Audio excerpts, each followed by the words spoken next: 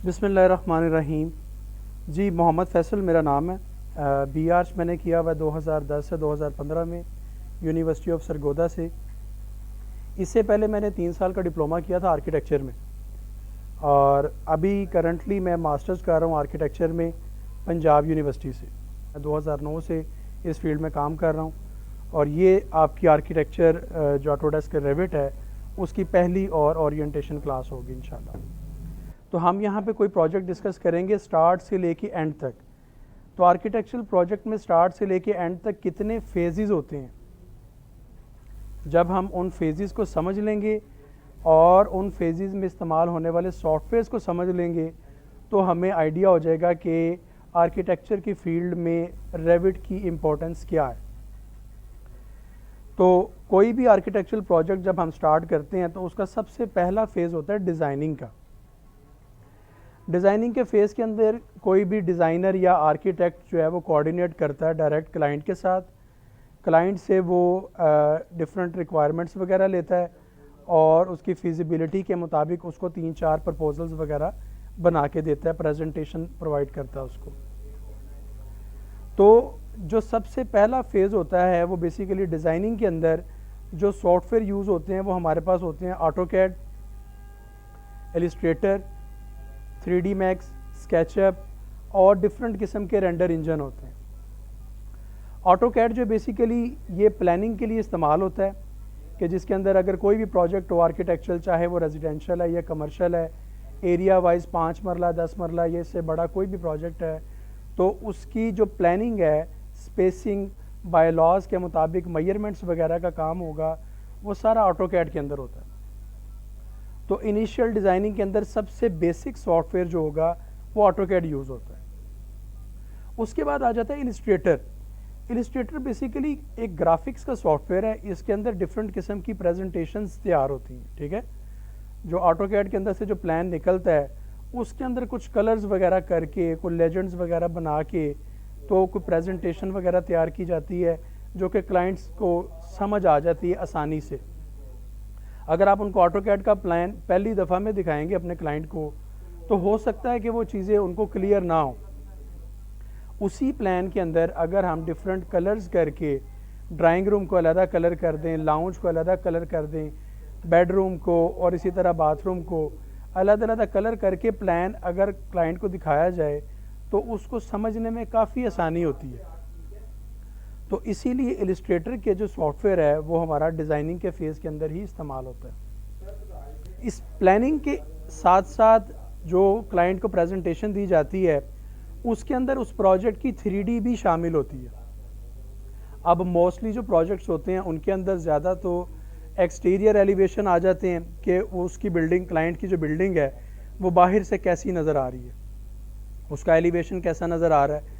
Elevation की 2 या 3 proposals जो हैं वो क्लाइंट को प्रोवाइड की जाती हैं, जिसमें से कोई एक आधी वो सिलेक्ट करता है और उसके बाद वो डिज़ाइन फाइनल होता है। तो वो 3D बनाने के लिए जो सॉफ्टवेयर मार्केट में आजकल यूज़ हो रहे हैं उसमें सबसे पहले नंबर पे 3D मैक्स है और उसके बाद स्केचअप है। आप गौर करना, आपने ये 3D बनाने वाले सॉफ्टवेयर हैं, ये रेंडरिंग वाले सॉफ्टवेयर नहीं है, ठीक है। जो रेंडर निकलते हैं वो रेंडर इंजन्स में से निकलते हैं। अब डिफरेंट रेंडर इंजन, वीरे, ठीक है, सबसे जो ज़्यादा पाकिस्तान के अंदर यूज़ हो रहा है। इसके अलावा लूमियन रेंडर इंजन है, ठीक है, उसके अंदर भी बड़े खूबसूरत रेंडर निकल आते हैं। और उसके बाद आजकल कोरोना रेंडर इंजन चल रहा है और इस तरह के काफ़ी सारे रेंडर इंजन जो है वो मार्केट में चल रहे हैं। तो ये पहले फेज़ के अंदर तकरीबन 5 से 6 सॉफ्टवेयर जो है वो इस्तेमाल होते हैं और फिर हमारा डिज़ाइनिंग का फेज़ कंप्लीट होता है, ठीक है, जिसमें आर्किटेक्चरल प्रोजेक्ट की 2D प्रेजेंटेशंस, 3D और उनके रेंडर्स वगैरह निकलते हैं तो हमारा डिज़ाइन फेज़ कंप्लीट हो जाता है। वो प्रपोजल्स जो है वो क्लाइंट को दिखाने के बाद क्लाइंट उनमें से कोई एक आधी प्रपोजल फाइनल कर देते हैं और फिर उस फाइनल जो प्रपोजल है उसके ऊपर उसकी वर्किंग स्टार्ट हो जाती है।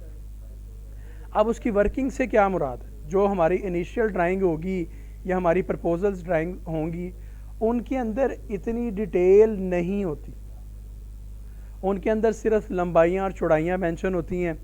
उनके अंदर बताया जाता है कि फ़र्नीचर किस तरह से सेट होगा, उनके अंदर बताया जाएगा कि सेटबैक्स हमने कहाँ कहाँ से छोड़ दिए, बाय लॉज के मुताबिक चीज़ा चीज़ें जो है वो उसके अंदर मेंशन होती हैं।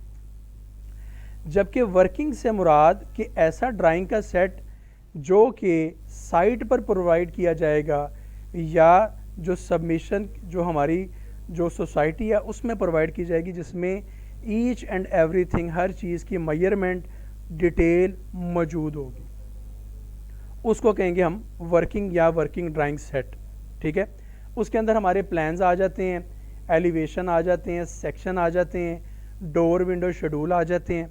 ठीक है, और अगर सबमिशन की बात करें तो उसके अंदर बाकी भी overhead water tank, underground water tank और एरिया शेड्यूल वगैरह शामिल होते हैं। ठीक है, तो नॉर्मली वर्किंग ड्राइंग्स के लिए भी ज़्यादातर सॉफ्टवेयर जो यूज़ हो रहा है वो भी ऑटोकैड है।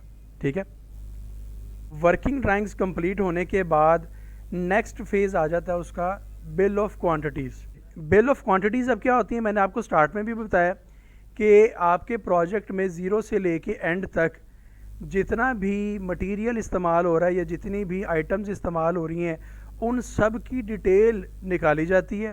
जैसा कि अगर ब्रिक वर्क यूज़ हो रहा है आपके प्रोजेक्ट के अंदर तो ब्रिक वर्क की क्वांटिटी कितनी होगी, अगर उस ब्रिक वर्क के ऊपर प्लस्तर हो रहा है तो उस प्लस्तर की टोटल क्वांटिटी कितनी होगी, उसमें कॉलम्स अगर आ रहे हैं तो कॉलम्स कितने हैं और कॉलम्स का एरिया क्या है और उसके अंदर इस्तेमाल होने वाला कंक्रीट कितना है। ठीक है, इसी तरह इसके ऊपर जो स्लैब डाली जा रही है उसका एरिया कितना है, उसकी स्पेसिफिकेशंस के मुताबिक उसके अंदर सीमेंट कितना आ रहा है, रेत कितनी आ रही है और बजरी कितनी आ रही है। तो ये सारे मटेरियल्स की जो क्वांटिटी है वो जिस एक पूरे परफॉर्मे के अंदर लगाई जाती है उसको हम कहते हैं बिल ऑफ क्वांटिटीज़। तो हमारे यहाँ पे बिल ऑफ क्वांटिटीज़ के लिए जो जो सॉफ्टवेयर यूज़ होते हैं वो हैं एक्सेल, प्राइमस, ई टेक ऑफ और स्टैक। ठीक है, ज़्यादातर हमारे पास ये सॉफ्टवेयर यूज़ हो रहे हैं बिल ऑफ क्वांटिटीज़ के लिए, एक्सेल, प्राइमस, ई टेक ऑफ और स्टैक। बिल ऑफ क्वांटिटीज़ भी आ गई हमारे पास, वर्किंग ड्राइंगें भी आ गई। अब काम जो है वो साइट पर स्टार्ट हो जाता है। अब साइट पर जब काम स्टार्ट हो जाता है तो साइट पर जो प्रोजेक्ट है उसको डिफरेंट तरीक़ों से मैनेज किया जाता है। ठीक है, कोई भी प्रोजेक्ट है वो एकदम से स्टार्ट से एंड कंप्लीट नहीं होता, उसको डिफरेंट फेजेस में कंप्लीट किया जाता है। तो उस प्रोजेक्ट के जो मैनेजमेंट है, जो साइट से रेलिवेंट मैनेजमेंट है, वो कहलाती है प्रोजेक्ट मैनेजमेंट। अब प्रोजेक्ट मैनेजमेंट के लिए कौन कौन से सॉफ्टवेयर यहाँ पे यूज़ होते हैं, प्राइमावीरा और साइटमैक्स। ठीक है, नॉर्मली ज़्यादातर जो सॉफ्टवेयर यूज़ हो रहा है वो प्राइमावीरा। अब ये हमारे जो फेज़ टोटल फेज़ हो गए 4 और इनके अंदर कम से कम 8 से 10 सॉफ्टवेयर यूज़ हो रहे हैं। अब हमारा ऑटोडेस्क रेविट एक ऐसा सॉफ्टवेयर है जिसके अंदर हम इन 8 से 10 सॉफ्टवेयर्स के काम एक ही सॉफ्टवेयर के अंदर कर सकते हैं। यानी रेविट के अंदर हम डिज़ाइनिंग का काम भी कर सकते हैं, डिफरेंट प्रपोजल बना सकते हैं, ग्राउंड फ्लोर, फर्स्ट फ्लोर, जितने भी आपके प्रोजेक्ट के फ्लोर्स हों वो सारे आप इसके अंदर डिज़ाइन कर सकते हैं। इसके अलावा इसी के अंदर एलिवेशन, इसी के अंदर सेक्शन आप बना सकते हैं, इसी के अंदर डोर विंडो शेड्यूल और हर किस्म की वर्किंग ड्राइंग आप इसी के अंदर तैयार कर सकते हैं। आर्किटेक्चरल सॉफ्टवेयर्स के बाद इसके अंदर आप सिविल का काम भी कर सकते हैं। जो सिविल के सॉफ्टवेयर्स हैं जैसा कि बिल ऑफ क्वांटिटीज़ बनाना, ठीक है, वो अब बजाय अलहदा सॉफ्टवेयर के अंदर आप बनाने के, आप इसी सॉफ्टवेयर के अंदर जो आपने मॉडल बनाया होगा उसी में से कैलकुलेशंस निकाल के अपना बिल ऑफ क्वांटिटीज़ इसी सॉफ्टवेयर में बना सकते हैं।